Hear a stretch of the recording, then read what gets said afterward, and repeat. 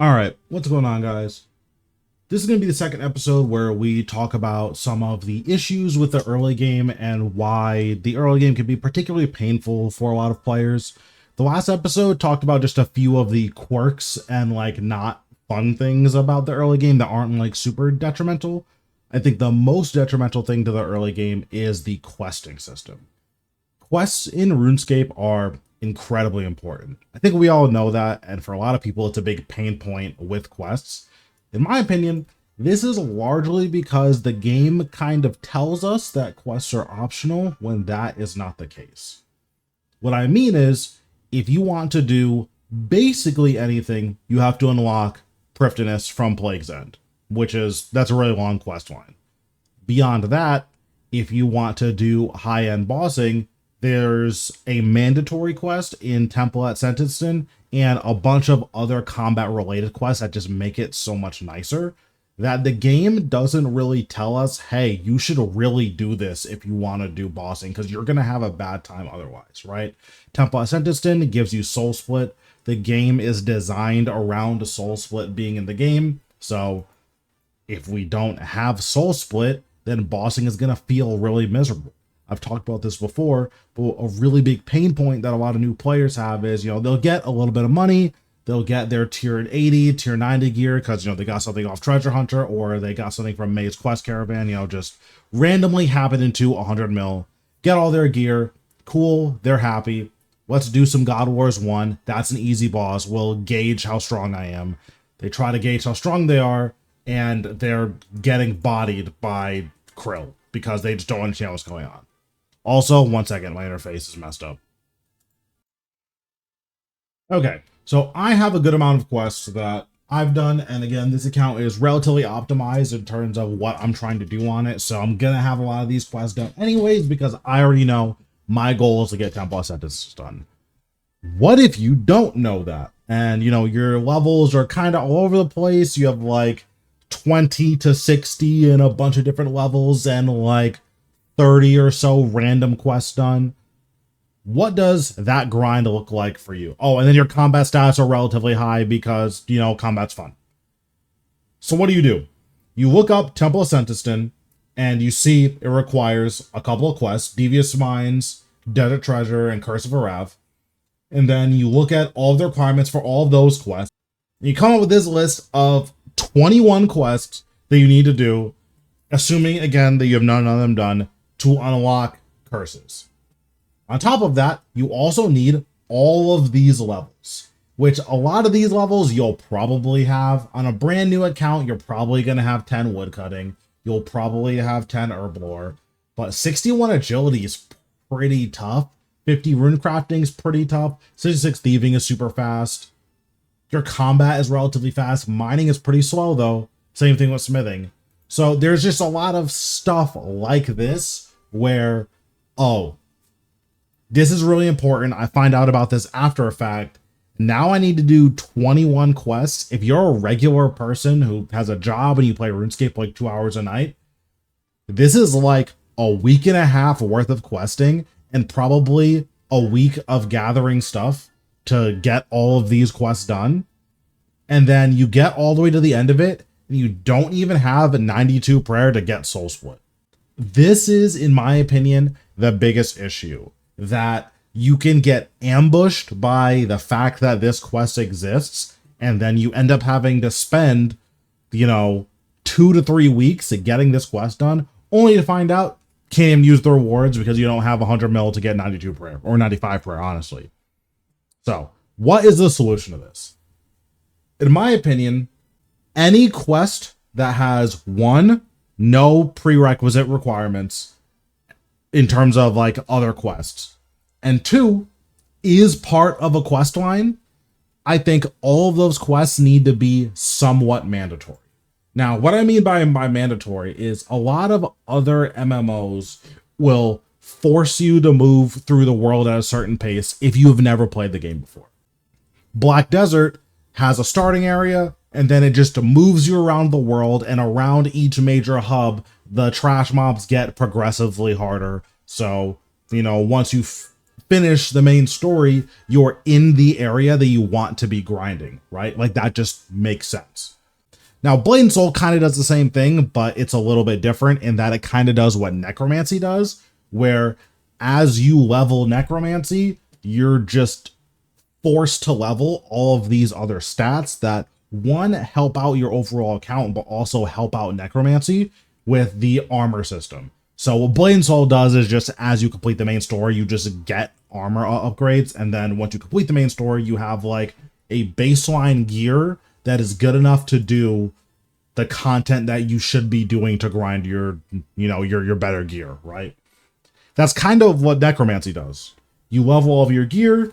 Once you hit your level, 60 gear, you need to get your cooking to a certain point. Once you hit your level 70 gear, you need to get your mining and smithing to certain points. You hit your level 80 gear, all of a sudden you need 70 strength, 70 agility in order to actually do all of the God Wars 1 bosses. You get your level 90 gear, you need 80s and a bunch of stats to do all the God Wars 2 bosses. In my opinion, that system is really cool because it forces you to interact with the game in a way where you naturally become a little bit more familiar with it.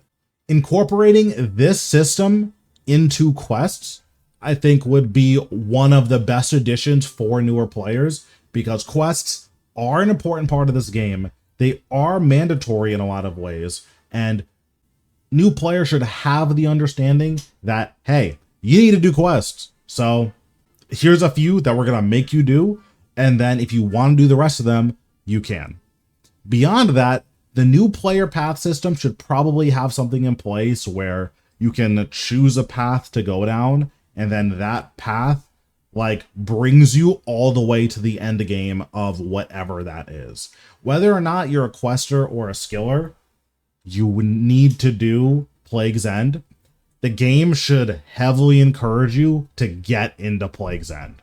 Okay, so now that we've kind of talked about one of the big issues with questing, let's talk about the pathing system. I think the pathing system is one of the biggest letdowns for newer players because it has a very vague introduction to a lot of the skills in the game, which is cool. It kind of explains, here's how you do X, here's how you do Y. But once you finish the beginner path, it, at least on my account, this is my iron, it has my archaeology and bossing. The archaeology path is relatively useful, I guess, because it kind of tells you hey, here's a new thing that you discovered, you should probably do this. The bossing path tells us nothing. It gives us relative difficulty for some of these bosses, which is pretty cool. Probably a little bit inaccurate, but pretty cool.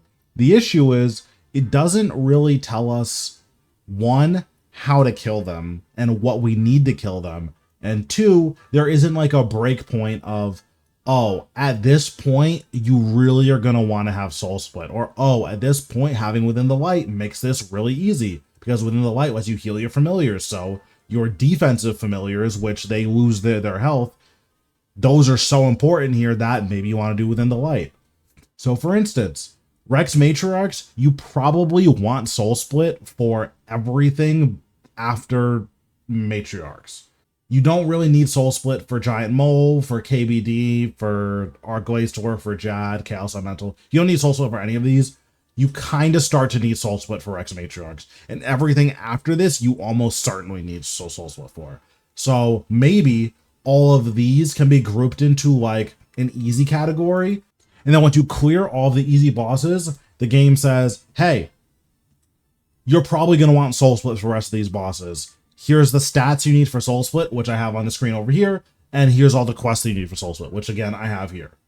That could be a really interesting way of getting players familiar with some of the endgame content and some of the stuff you're going to need for the endgame content. Another thing that I've talked about is we could have a system where it kind of makes us complete a bunch of low requirement or no requirement quests in each area and then encourage us to move to the next area, right? For instance, let's go back to the quest system. So these are sorted by the area, right? So maybe it forces us to do, or it highly encourages us to do all of these no requirement quests in Birthrope. So like the Birth Orb one will make us do Druidic Ritual, Death Plateau, Troll Stronghold. Then it'll say, hey, let's check out Taverley. It'll make us do Wolf Whistle, Let Them Eat Pie, and Edgar's Ruse. Perfect. Now, well, maybe not Edgar's Ruse because it says a 31 Herbal requirement, but it says, hey, maybe we should grind out Herbal so we can do Edgar's Ruse. Then, hey, Taverley Outskirts, that's right next to Taverley. This can make us do fishing contests. Violet is blue too, Witch's House, and that's it, right? And then you just do this for every single area, where all of the no requirement or low requirement quests, it heavily encourages you to do them. And then, okay, you finally want to do the quest for Temple at Sentencing. Let me just find it really quick. You finally want to do this quest. Okay, well, let's see. We already have Stolen Hearts and Diamond in the Rough done. We probably already have Dig Site done. We probably already have Recruitment Drive done. We already have What's Mine is Yours done. We already have Troll Stronghold done. We already have the Knight's Sword done. And then we probably are going to have a good amount of these levels. Like, instead of having to do, 21 quests, we only have to do 15 quests. And beyond that, we're told later on, hey, you really want to get this done. I feel like that makes engaging with these quests a lot easier and a lot more fun. Because quests are really cool. A lot of these quests have really good storylines. The issue is Jagex kind of encourages us to just spacebar through all of the quests because we're usually ambushed by the fact that we need some of these quests. Again, if you're a newer player, you find out you have to do Temple of Sentencing, you want to get this as soon as possible so you can get back to playing the game. So of course you're going to want to spacebar through all of the quests, right? And the issue is that contributes to burnout. When you need to do that many quests, get all of these skills, which you may only have like half of them, having to do all of these grinds kind of at a moment's notice because all of a sudden your account can't play the game, that really sucks. And that's something that I think addressing the quest system would be the single biggest thing to improve RuneScape and improve the new player experience and improve new player retention. That way, whenever a new quest comes out, we're not encouraging people to just spacebar through all the quests, right? We're actually encouraging people to like, hey, you've already have 300 quest points kind of for fun. Just, we encourage you to do all of these quests. There are some quests that you wanted the rewards for, so you did those quest lines. Okay, cool. Now, whenever a new quest comes out, because you've been taught or because you've been encouraged to just, hey, you have to do quests, have fun with it, because that's the message that you're getting from Jagex. Now it becomes a lot easier for, a necromancy quest to come out, and all of a sudden, hey, let's see, what is happening in Remains of the Necrolord? What is happening in Requiem of the Dragon? I think that is something that I would want to see in the game. And I think that's something that would make the game better, honestly. Let me know what you think about this idea. Personally, I think this would move RuneScape in a really positive direction. Again, I know a lot of people hate quests, but I don't think that's because quests are poorly designed. I think it's because the way that they're integrated into the new experience is poorly designed. And it really sucks that there isn't more encouragement to explore the lore of the game and want to care about the characters in the game and want to care about the stuff that's going on again. It sucks that that's not encouraged by Jagex through the questing system, because it should be. The quests are cool. Let me know what you think about this. The next episode for this is going to come out relatively soon because I'm going to talk about the in-game guides and how they leave a lot to be desired. So be on the lookout for that in a couple of days. Also, the newest episode of the Iron Man is coming out either a day after this goes live or the following day. So again, be on the lookout for that. But yeah, thanks guys for watching, and I'll see you in the next one.